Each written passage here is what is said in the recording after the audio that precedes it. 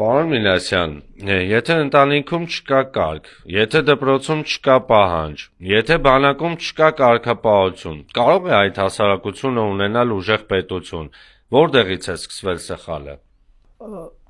Սխալը սկսվում է հենց ընտանիքում։ Մենք չունենք կարգ ու կանոն անգամ ընտանիքում։ Գիտեք, ես հիշում եմ, դեռ ես փոքր էի եւ ինձ ստիպում էին թեյ խմել, երբ որ գդալը պետք է ձայն չաներ ապակուն կպչելով։ Եթե ուտում էի ինչ-որ բան, պետք է այն ձայն չաներ։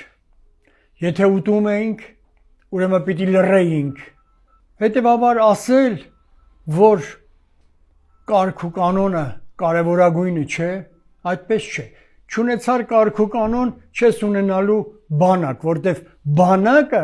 ինքը արդեն իսկ տարբերվում է ֆիդայական շարժումից, աշխարհազորից նրանով, որ կարգ ու կանոնը գոնե մի գլուխ պետք է ավելի բարձր լինի։ Ունեցար կարգ ու կանոնով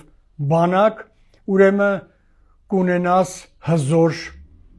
ապահովություն։ Եթե ունեցար կարգ ու կանոն, ուրեմն քո արտադրանքը, արտադրամասում կլինի դա, ֆաբրիկաներում կլինի դա, պետք է լինի որակյալ։ Հետևաբար խոսքը նրա մասին է, որ այո, անպայման կարգով պետք է մենք հետևենք մեր կարգ ու կանոնին, ճշտագործությանը։